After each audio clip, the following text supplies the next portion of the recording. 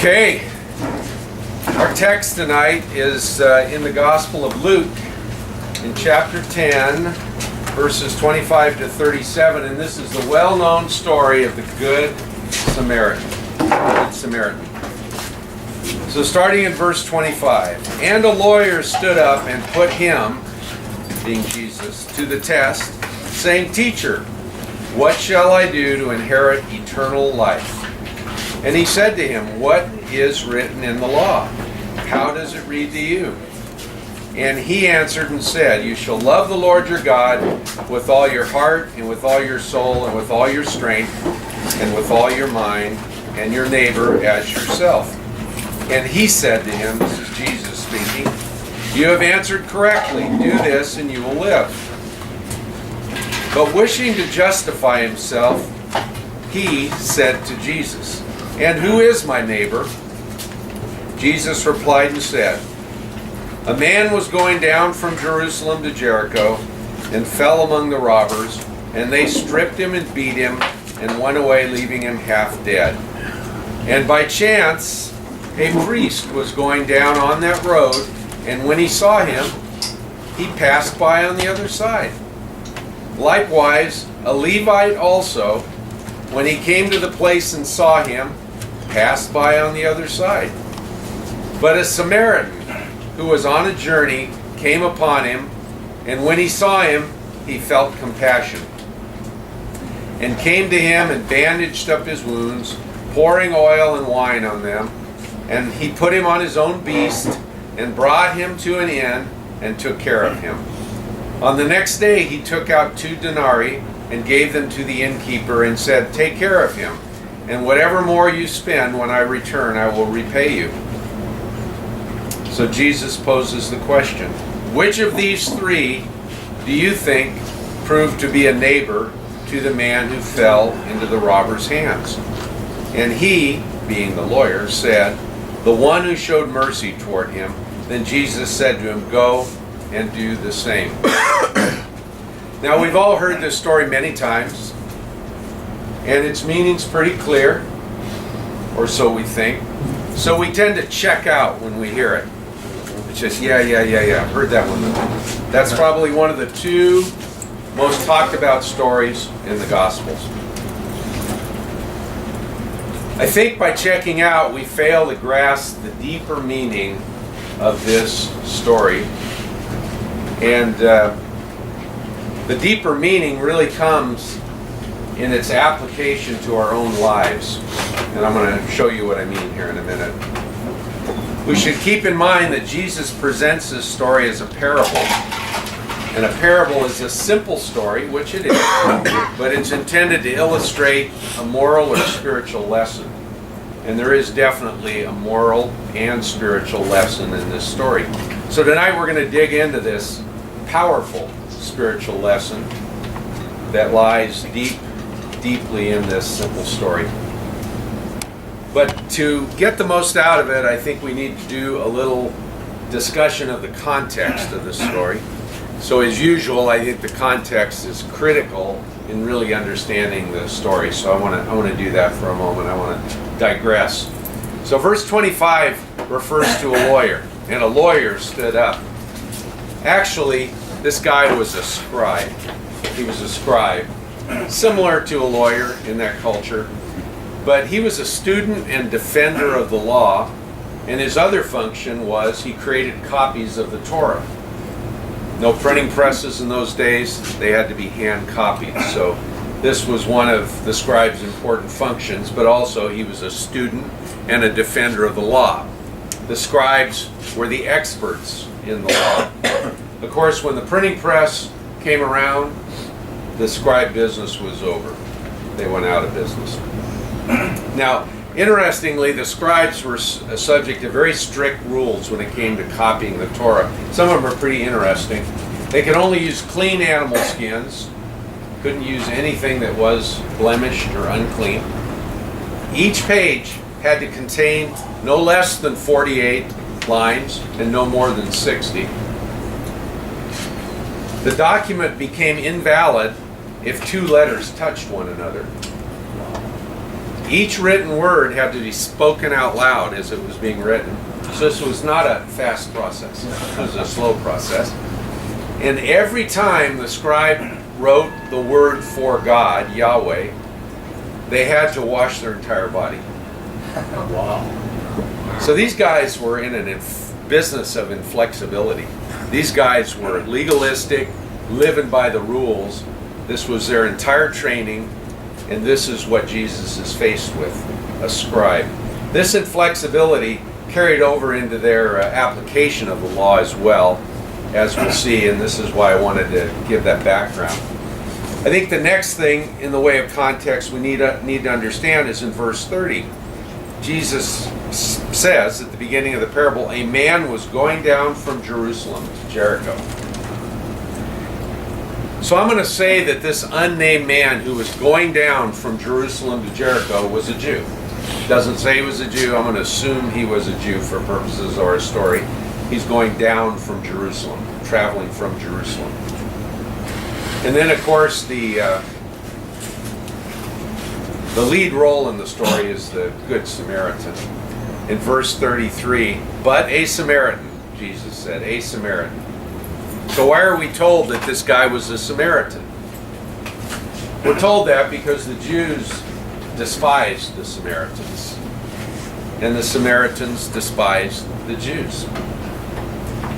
Now, way back when, in Old Testament days, Samaria was the capital of northern Israel.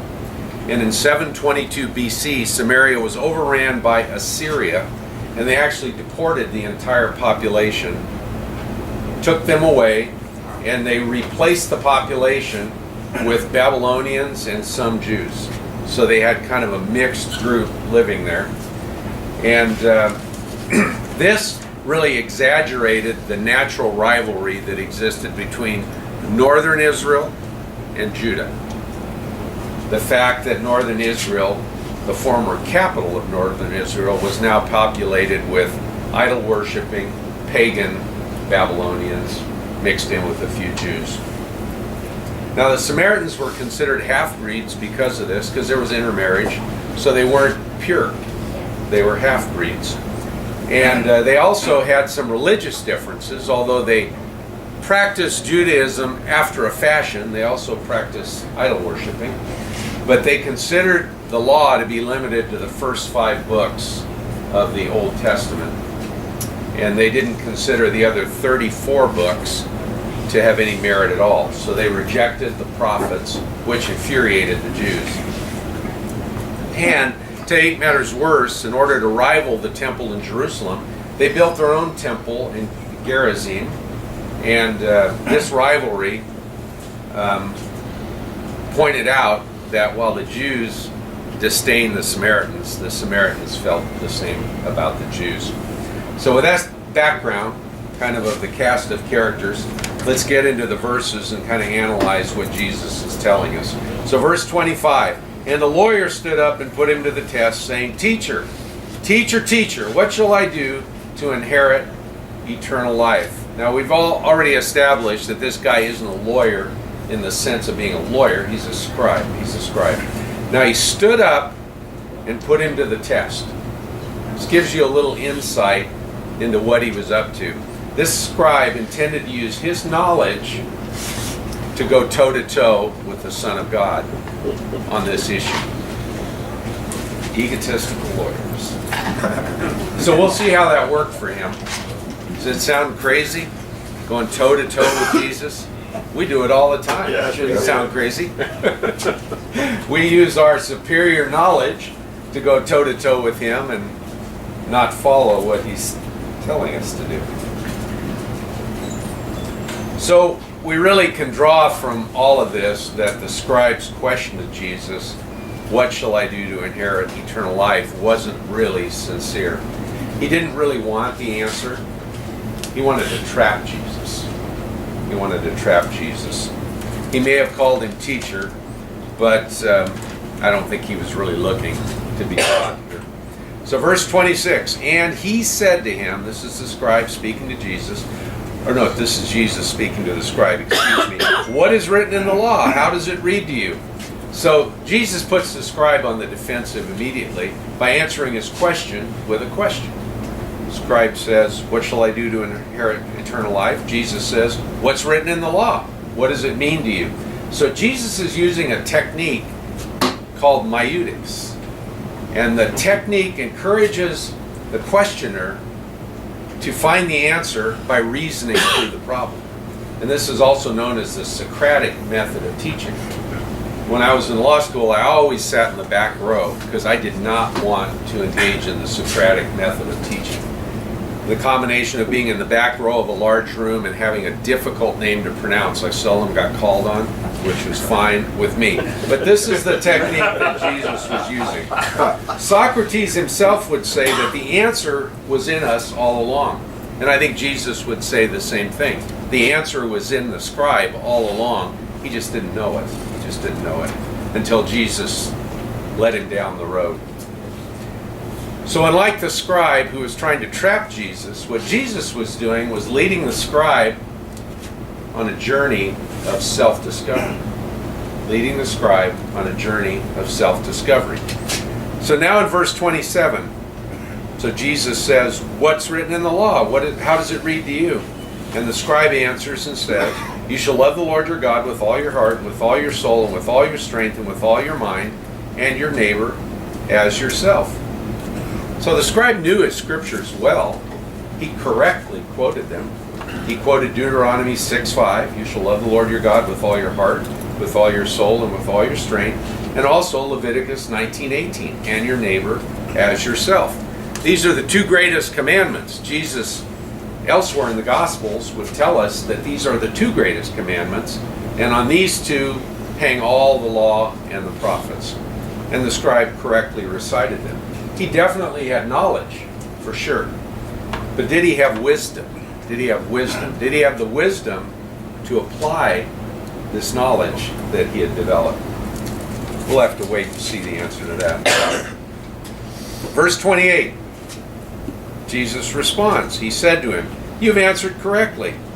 School out. Do this and you will live. Bye-bye." Jesus was done. He'd given the requested answer. Do this. Simply. 2 words. Of course, that was exactly what the scribe couldn't do. He didn't have the wisdom to do this. He had the knowledge to know that he should do this, but couldn't translate it into action. And Jesus knew it. Jesus also knew the scribe wasn't going to give up, that he'd come back for more, which he did. Verse 29, "But wishing to justify himself, he said to Jesus, 'And who is my neighbor?'" Wishing to justify himself. Now, when you wish to justify yourself, what you really are wishing to do is show yourself to be right. Show yourself to be right. You know, this coupled with the verse in, or the words in verse 29 shows us that the scribe wasn't really looking for an answer. He was looking for a fight. So the scribe's question, "And who is my neighbor?" You can sense the defensiveness in the voice. He's saying, well, then who is my neighbor? Who is my neighbor? It's a central question in the story. And although the scribe asked the question defensively, Jesus was about to use his question to take him to an entirely new level of understanding about what it is to be a neighbor. Now, the scribe's question, "Who is my neighbor?" is really rooted in tribalism. Tribalism was a strong trait in the first century culture, and it's still a strong trait in our culture today. And so why is that? Why is that? We have to explore that a little bit before we go on. Tribalism is based on some basic needs that we have as human beings, not as spiritual beings, as human beings. I think we have the need for protection. And so there's this concept in tribalism that there's safety in numbers. We have the need for power. We have the need for power. Big families, big network, big power. And this was certainly true in the first century. Big families, big network, big power. The intellectual people call this tribalism. I call it the blob theory. Liz has heard about the blob theory for many years. As a group grows and takes on more power, the people in the group surrender their separate identities and yield them to the identity of the group. So they lose their separate identities, and the group becomes what's important. So that need for power is one of the main tenets of tribalism. And then, of course, the need for recognition. If I'm part of a group, and that group is a cool group, people will recognize me as being cool. So the scribe's defensiveness, I think, betrays the fact that he already thought he knew the answer to the question, who is my neighbor? I think he thinks he knows the answer to that question. I think he thought that his neighbors were his tribe. His fellow scribes and Pharisees, his fellow Jews, people who were just like him. I think that was his universe. That's how he conceived of being a neighbor within his tribe. But before we get too critical, we have to ask ourselves, who is our neighbor? I think our instinctive answer would be the same. My neighbor is my tribe, my people, the people just like me, just like the scribe did. So let's settle in, take a little trip with Jesus through the second greatest commandment, where he is going to dispel the scribe's misunderstanding about what it is to be a neighbor. I want to pay special attention as we move through the remaining verses to Jesus' answer to the question, who is my neighbor? So verse 30, Jesus replied and said, when he's asked, who is my neighbor? He doesn't answer it, he tells him a story. A man was going down from Jerusalem to Jericho and fell among robbers, and they stripped him and beat him and went away, leaving him half dead. So he answers the question with a story this time. A parable, no less. A simple story used to illustrate a moral or spiritual principle of importance. So I said earlier that I'm going to assume that the man who got jumped was a Jew coming down from Jerusalem, traveling from Jerusalem. Now Samaria, where he was headed, was actually the southern part of Jericho, where he was headed, was actually the southern part of Samaria. So Samaria was actually very close to Jerusalem, a matter of just a few miles. Now the road from Jerusalem to Jericho was treacherous. Jerusalem is about 2,500 feet above sea level in elevation, and Jericho is 846 feet below sea level.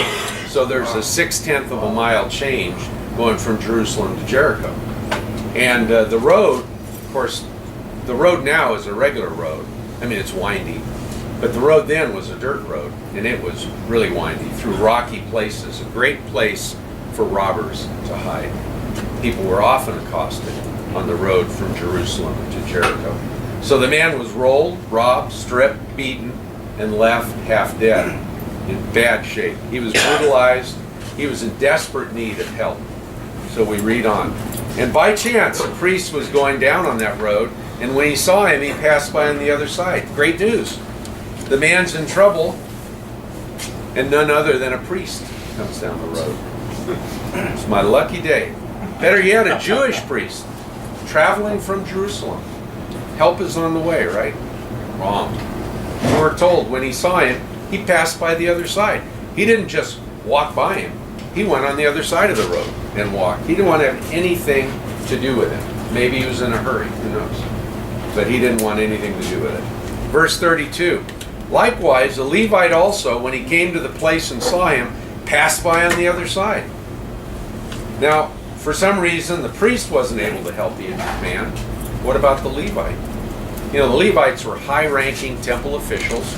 They assisted the priests in temple worship. They were good guys. Certainly the Levite would help the injured man. Wrong again. Wrong again. When he came to the place and saw him, he passed by on the other side. Kept walking. Why is it that instinctively we run from trouble? Why is it that we instinctively run from trouble? Not only did the priest and the Levite not help the man that was injured, they blew him off. They just walked on by. They completely avoided him. It's not unlike us when we encounter people who are in trouble, maybe an acquaintance that has a serious illness or some other trouble, personal trouble in their lives. Maybe they've lost a loved one. You know, our instinct, watch it, pay attention to it. Our instinct is often to avoid the situation. Someone incurs a tragedy in their life and all of a sudden the phone stops ringing. Nobody calls them anymore. It's just as humans, we just want to avoid that. And it's very sad, but it is a fact of life. And I think if we all observe this, we'll come to that conclusion. An unfortunate fact of life. So we read on. The priest blows him off, the Levite blows him off, but a Samaritan who was on a journey came upon him, and when he saw him, he felt compassion. He didn't go to the other side of the road and keep on walking.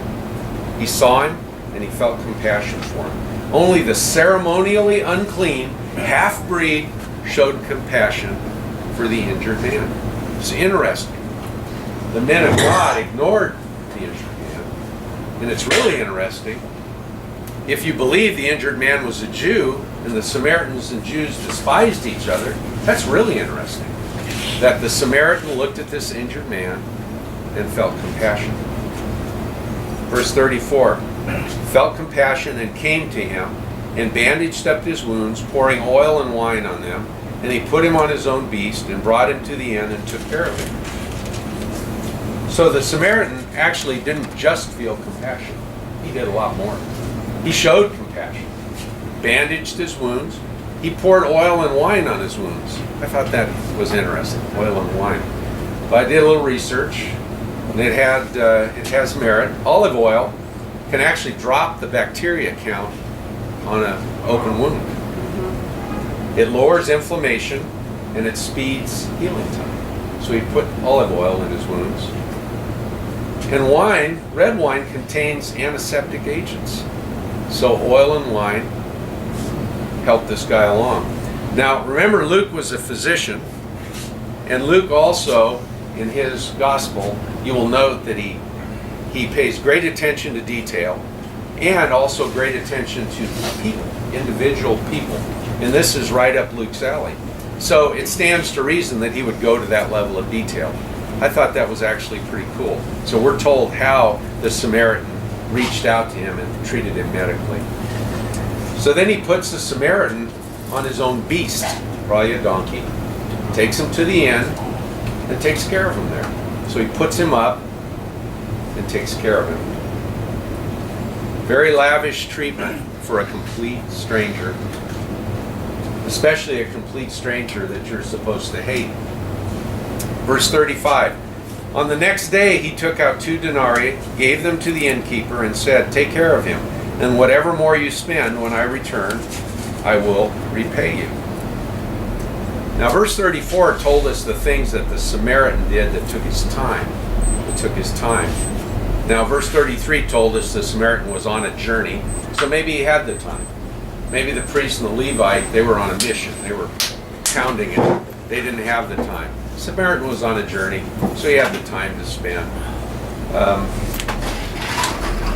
How many times have we missed an opportunity because we've been too busy? I've missed a lot of opportunities because I've been too busy. Now verse 35 tells us that the Samaritan didn't stop with just his time. You might say, well, he was on a journey, he had the time, no big deal. Anybody would do that. The other guys were busy. But 35 tells us more about this. 35 tells us that he took out 2 denarii, which was 2 days' labor for a common worker at the time. So it wasn't an insignificant amount of money. So it was a very poor area. Directed the innkeeper to take care of the man. And then he said, when I come back, if it's cost you more than 2 denarii, I'll pay you the extra. I'll cover you.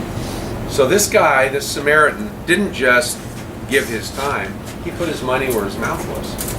And he actually took care of the guy. Just the words lavish treatment keep coming back to my mind. So now verse 36. Jesus calls the question, which of these three do you think proved to be a neighbor to the man who fell into the robber's hands? Now it's interesting, Jesus changes the scribe's question a little bit. The scribe says, who is my neighbor? So the scribe is thinking, who is going to be a neighbor to me? Jesus changes the question and he says, which of these three men was the neighbor? Which of the three proved to be a neighbor?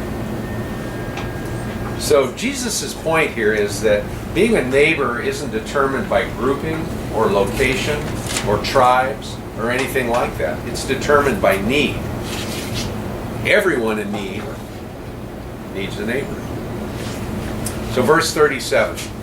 And he said, this is the scribe, the one who showed mercy toward him. Then Jesus said to him, go and do the same. So the scribe finally got it. He got the parable. The parable got through to him. And he said, oh, I got it. The one who showed mercy to him is the neighbor. The Samaritan is the neighbor of the injured man, who I'm going to say is a Jew. Jesus' parting shot. You got it? Go and do the same. Again, he's challenging him, as he did earlier. Do it. Don't just say it. Do it. Profound statement. Priests and the Levites certainly knew what the law said. And they certainly were religious. But the law is full of pronouncements about caring for strangers and aliens, loving strangers and aliens. The very law that this scribe was a defender of and a student of commanded him to do that. And yet, Jesus has to tell him, now go and do it. He couldn't translate that knowledge into wisdom. The fact is that the priest and the Levite had no wisdom about the law. They had knowledge without wisdom. They couldn't apply the law, the very clear law that they were bound to obey. They couldn't apply it in their own personal lives. So I think James, who is actually a sibling of Jesus, who later came to faith after the crucifixion of Jesus and became the leader of the Christian church in Jerusalem and wrote a magnificent epistle, the Epistle of James.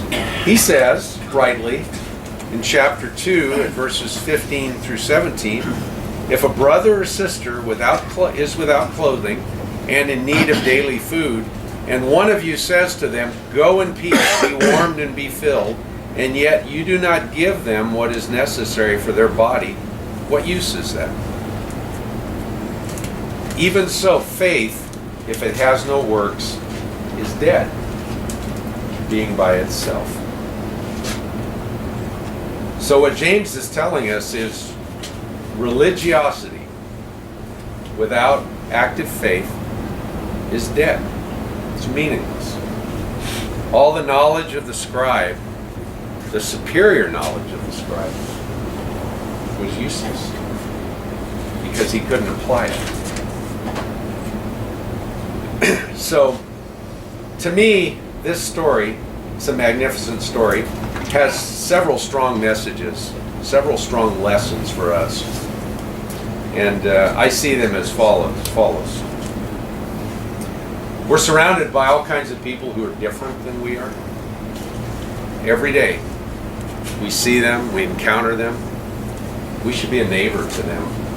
As followers of Jesus, we have to break out of this tribalistic rut we're in, and we have to provide help to people who are in need, even if they are different from us. You know, the definition of a rut is a casket with the ends kicked out. Like I said, faith without works is dead. I think the second lesson is that faith requires action. It kind of follows from what James just said. Faith requires action. In the same chapter 2, a little later at verse 18, James says, but someone may well say, you have faith and I have works. Show me your faith without the works, and I will show you my faith by my works. So James and Jesus were obviously strong believers in the fact that faith requires action. It's not enough to sit in your pew or sit in your room and just keep all of this to yourself. Faith requires action. I think the next lesson is that being a follower of Jesus and being religious are two different things, two very different things. I've had a lot of people say to me, well, you're religious. And I said, don't insult me. Being a follower of Jesus and being religious are two different things. The priest and the Levite were religious. They were religious. And we saw what their religion did for them. They were totally incapable of helping an injured man. I think another lesson in this story is that faith is not the exclusive province of the good. Faith is not the exclusive province of the good. In our story, the giant of faith was the half-breed dog, the Samaritan. He was the giant of faith. Not the priest, not the Levite, but the Samaritan. But I think the greatest lesson in the story is that it answers that question we ask ourselves so many times. What would Jesus do? And I think it answers actually a slightly different question. I'll change his question, or that question, to what does Jesus do for all of us? You know, we're all the injured man. Each one of us is the injured man. We're wounded and we're dying because we live in a fallen world and we're sinful. And like the wounded man, throughout our lives, religion has let us down. I've heard many stories of that. I don't follow Jesus because my church let me down. My religion let me down. So religion has let us down. But then Jesus comes along, takes our broken lives, lavishes us with grace, just like the Samaritan did for the injured man. He lavished him with care. Jesus lavishes us with his grace because he has compassion for us, just as the Samaritan did. And in fact, by Jesus' wounds, we're saved, we're healed. By his wounds, we're healed. Isaiah 53:5. And like the Samaritan, Jesus eventually takes us home to his end. And we're told that in the Gospel of John, chapter 14, 2 and 3. In my Father's house are many dwelling places. If it were not so, I would have told you. For I go to prepare a place for you. If I go and prepare a place for you, I will come again and receive you to myself, and where I am, there you may be also. So like the Samaritan who carried the injured man off to the end, Jesus eventually carries us off to the end, so to speak. So, this is a story of questions. What does Jesus do? And what does he ask us to do? He asks us to be neighbors to anyone who is in need. He asks us to go and do the same. Much harder to do than to say. It's much easier to profess religion and profess faith than to actually live your faith and act it out. I think the other part of that that's kind of interesting is at the end. Can I hear you? The other part of that that's interesting is at the end when you said that, you know, this is what Jesus wants and here's how he handles all of us and here's what he wants of us. I think what he's also saying in this too is, and you know, if you do this and you care for these people, if it ends up costing you more, I'll restore it. I'll give it back to you. Wow. Well, and he does. That's a great point. That's a great point. He does. We care for others, he cares for us. You can guarantee. You can count on it. You can count on it. That's a great point. So this really, you know, this is the part of the story that I never really focused on before. The story of the Good Samaritan is really beautiful. It paints a beautiful picture of Jesus and how Jesus reacts to us and embraces us. So that's a great point. Mark. I love the story. I can relate to all the people in the story. injured man. I can relate to the snubby priest that walks by and on the other side of the road, and I can relate to the Samaritan. I think it's interesting how the man who had compassion, who was the injured dog, who was the half-breed, who was the unclean person in the story, was the one that was showing mercy, was the one that was showing compassion.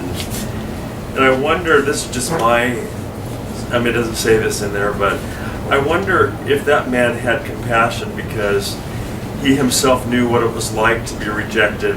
He himself knew what it was like to be a dog. And he's extending compassion and mercy because he had been extending compassion and mercy somewhere in his life.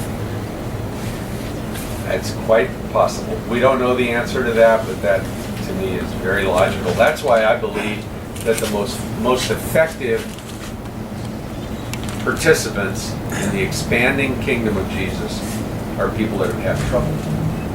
Because it's taught them how to be compassionate, it's taught them how to be givers, it's taught them how to be servants. Not like the scribe, who is my neighbor? The real question is, who was the neighbor in this story? It's not who's going to be a neighbor to you, it's who you're going to be a neighbor to. I think it's all very plausible. I think along with the experience of being shown compassion, that now you can show compassion for being wounded and being helped. You now want to have the Spirit of God has to be in that. You have to. There's a natural, I think, reaction that you have when you see situations that just makes you want to help. So the Spirit of God, along with your experience, is what should drive us. Right. Doesn't that scare you a little bit about what that says, what Jesus is saying too about the church? To me, it's a little scary because he's basically pointing out that just because you look good and just because you know the laws and you go to church doesn't mean that you have God in you. Yeah, it is scary, and he makes the point pretty darn clearly. And of course, the answer is, as we talked in our Bible study within the last few weeks, that we're all the church of Jesus Christ, no matter what denomination or division we're involved in. But unfortunately, religious organizations are organizations of people, flawed people. And it can be a dangerous place. It can be a dangerous place because people can be highly religious and believe they're saved. Maybe they're not. I've told this story. It's the last thing I'll say tonight. I'm dominating, sorry. But I told this story a while back, so some of you might remember it. But I remember hearing Chuck Smith, who was one of the founders really of the Calvary Chapel system. And they had just remodeled the Calvary Chapel Church down in Santa Ana. And there were all these people coming in for Jesus movement. And they were coming in, they were filthy, they had bathing, they came in with no shoes on. And the elders were worried about it in the church, and so they had a meeting, and they said to Chuck, these people are coming in here, they sit in the pews, they put their feet up on them, and then they put their toes in the little communion cup holders, they stick their toes in those communion cup holders, and they're destroying the carpet. The carpet's getting greasy and filthy, and what are we going to do about it? And Chuck said, oh my gosh, you're absolutely right. Rip out the carpet.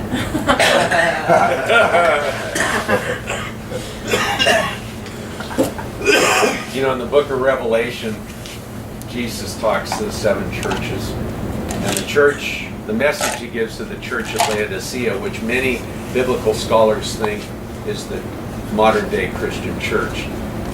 He says a couple of very flattering things about them. One is that you're neither hot nor cold, and I spit you out of my mouth. That's what he says about that church. But what he says of importance to our story tonight is, behold, I stand at the door and knock. This is his own church. I stand at the door and knock. If anyone hears my voice and opens the door, I will come into him and will dine with him and he with me.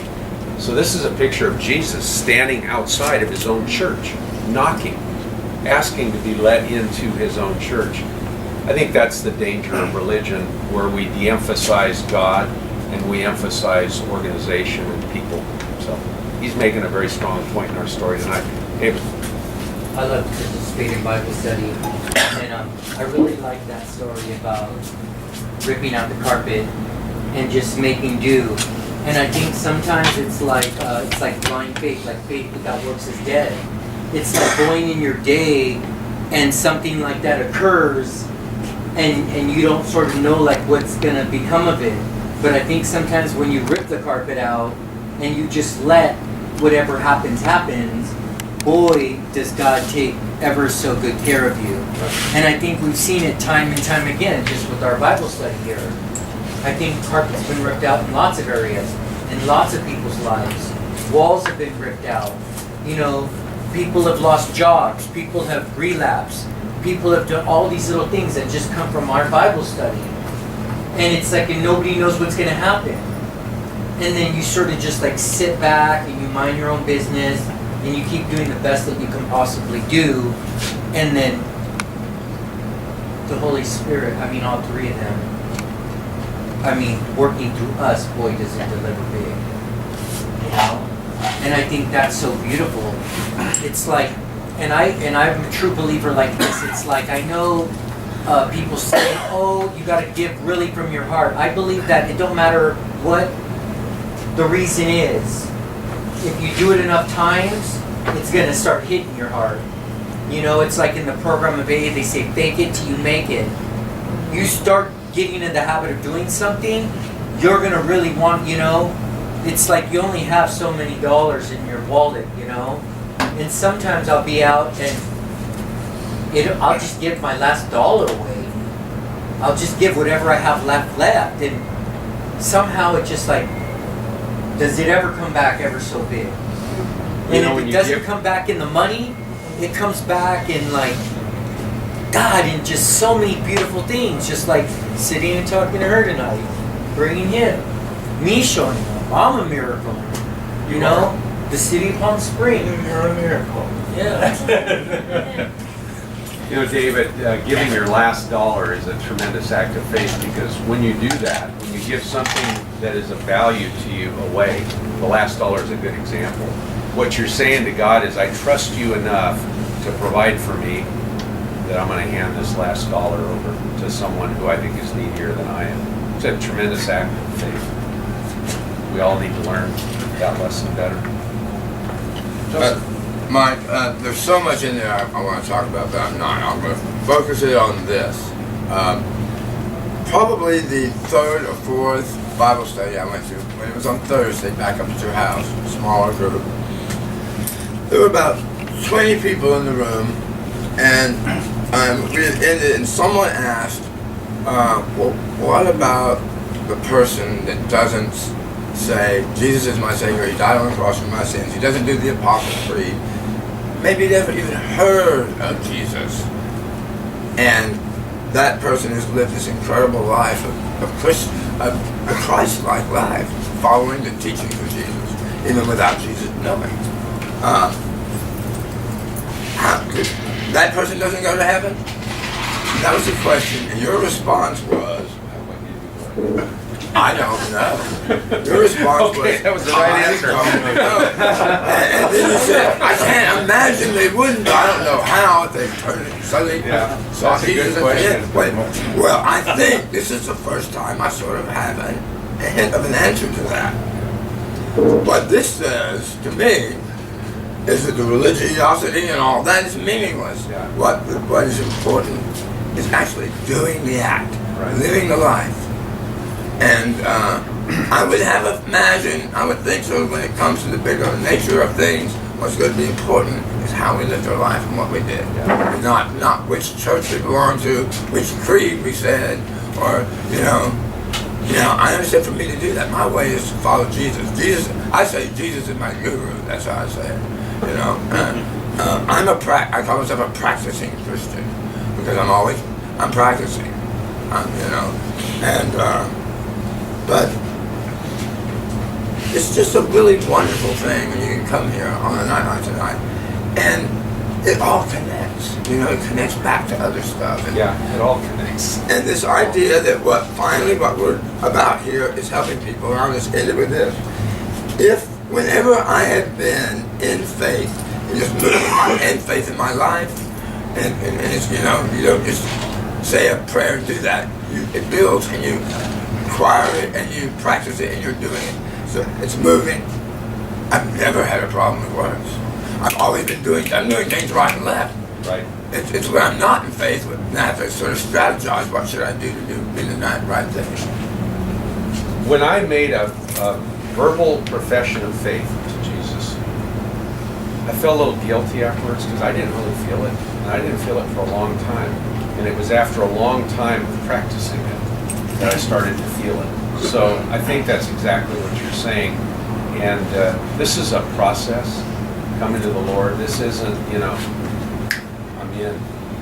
I think professing faith, believing that Jesus was raised from the dead, that's the beginning. But I think it's such a different, such a radical way of looking at this that it takes time. It takes time to develop it. You have to get on the road and start walking. And I think it comes from time. Yes, Bruce? What spoke to me really was the Samaritan, despite the history of hatred and animosity between the Jews, he went out and helped the Jew. And that calls to my mind the St. Francis prayer, second paragraph, Lord, grant me to understand rather than be understood, to comfort rather than be comforted, to love rather than to be loved. And for me, when God fills my heart with His love, anybody in need today is not just my neighbor, but my family. So that's what I'm doing. Yeah, that's the awesome lesson in this story. And you know, Jesus' whole life was about serving others.